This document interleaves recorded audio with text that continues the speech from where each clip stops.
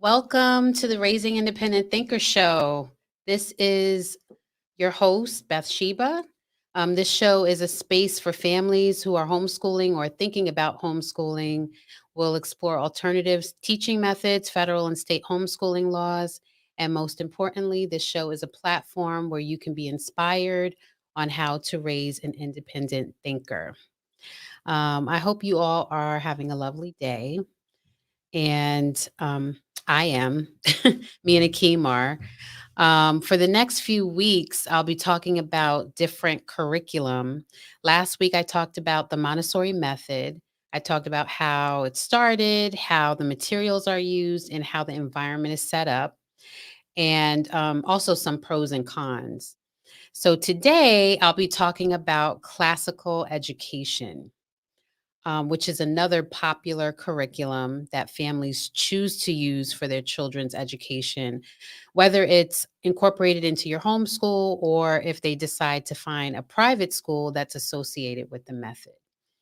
Okay, so let me go ahead and share my presentation with you all. Again, I hope you all are having a great day.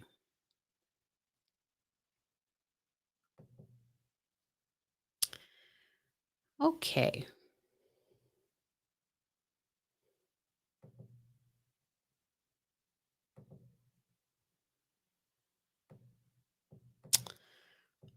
All right. So,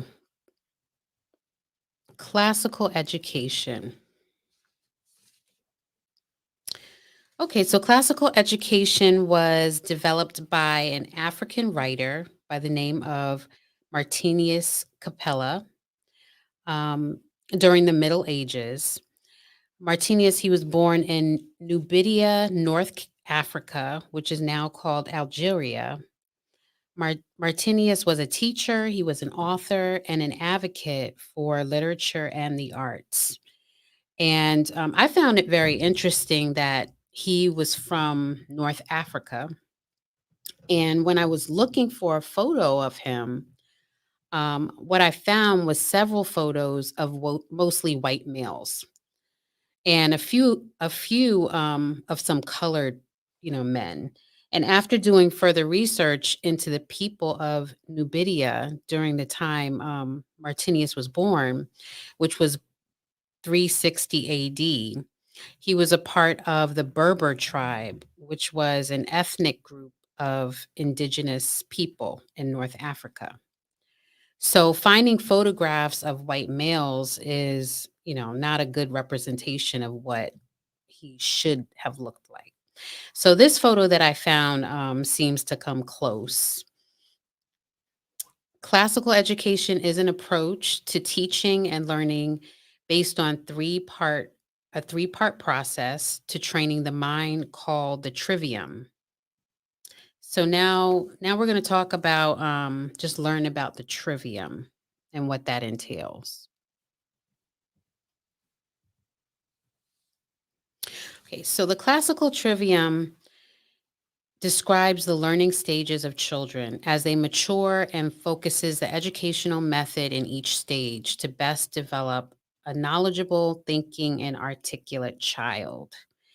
So the word trivium means three roads or three ways. Trivium is a Latin word, which means the place where three roads meet.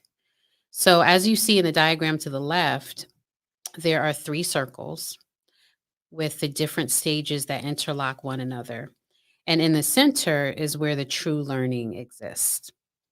So the trivium is a set of three phases comprised of grammar, the logic, and the rhetoric stages in which children first learn knowledge, then understanding, and finally wisdom. So, all learning styles can benefit from classical education. I discussed learning styles a few weeks ago on the channel. So please go back and listen if you want to learn more about different learning styles. So if your child is an auditory learner, they might rather listen to audiobooks rather than reading, and that should be an option. Another example is if your child is a visual learner, you might You may need to have things printed out or written out for their assignments and work. Remember, auditory learners learn better by reading or seeing things. So, let's talk more about these three stages of learning. Okay, so so classical education again is divided into three different stages: the grammar stage, the logic stage, and the rhetoric stage. So let's talk about the grammar stage. The grammar stage is where the children first learn knowledge. It's learned from grades K to fifth grade. Children learn through memorization, through song, rhymes, and reciting facts. And the subjects include things like science, math, Latin. So, for example, in science, children memorize facts about nature. In math, children memorize timetables. And in Latin, children memorize vocabulary. I think learning Latin can be very beneficial. It's a very logical and organized language. The terminology is used in a lot of medical and law documents, so I find that to be very beneficial. Okay, so the next one is called the logic stage, and that's learning all about understanding. This stage is learned from grade 6 to 8th grade. Children develop a tendency for argument. This stage teaches children to think and analyze critically and to argue. It also helps children understand the fundamentals of a good argument. So during middle school years, children begin to think more independently and often want to argue their ideas. And the classical education believes that if taught correctly, children will learn how to understand the fundamentals of a good argument. And, I thought about that and I wish I could have learned these skills myself as a child. I attended public school and I don't remember the teachers, ever really encouraging the use of argumentation.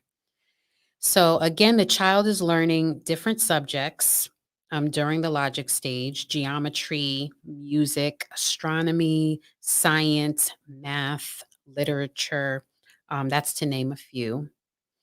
So, let me give you some examples. When teaching science using the logic stage, the child is learning to use development and testing of hypothesis.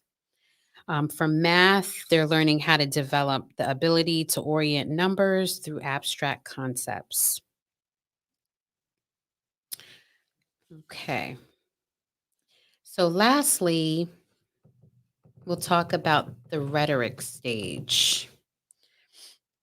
And the rhetoric stage is all about learning wisdom. It's taught between grades 9 through 12. So children are learning the art of communication during this stage. It teaches students to think and to articulate concepts to others. And each subject has its own rhetoric. Okay, so the rhetoric stage is learning about the art of communication. Once a student has obtained knowledge of the facts, which is the grammar stage, and develop the skills necessary to arrange those facts into arguments, which is the logic stage, then the student goes on to develop the skill of effectively communicating those arguments with others. So in this stage, it teaches children to think and articulate concepts to others. So those are the three stages of classical education. Let's go on to the pros and the cons. Okay, so some pros of classical education are teaching strategic thinking and problem solving skills.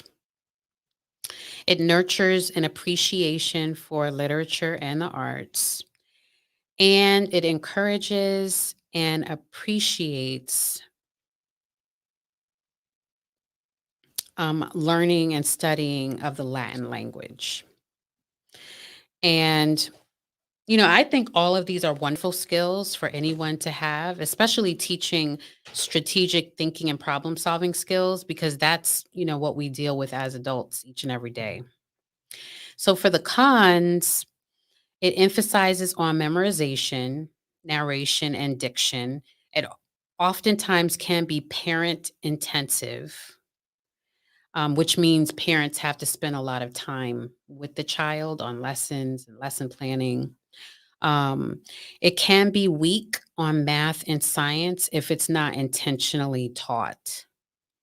And it can be systematic and rigorous.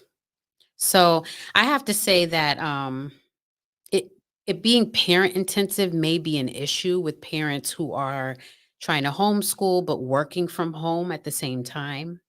I know if I were to consult with a family who chooses classical education but is working, I would probably incorporate some parts of the Montessori method in creating an environment so that the child is more independent while working.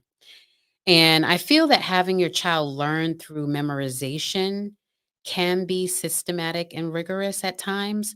But again, if you're homeschooling your child, you can always teach them at their own pace. Okay, so I am going to stop sharing. Go ahead and stop sharing.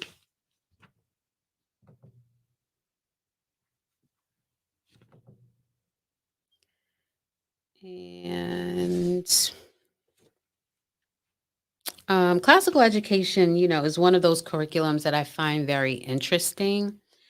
Um, so before I go on, I'm going to play an ad.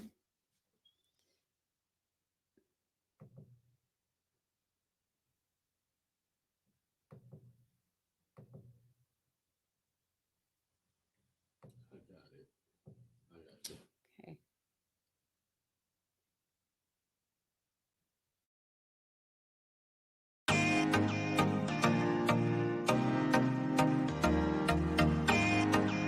Homeschool Guide Montessori Consulting Services is a service to families and educators.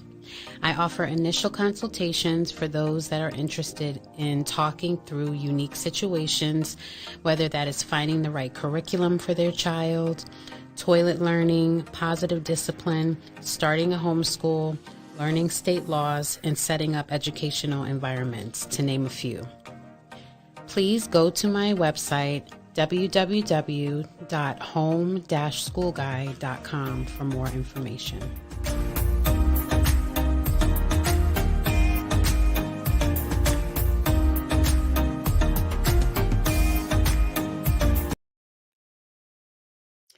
Okay, I hope you all enjoyed the information.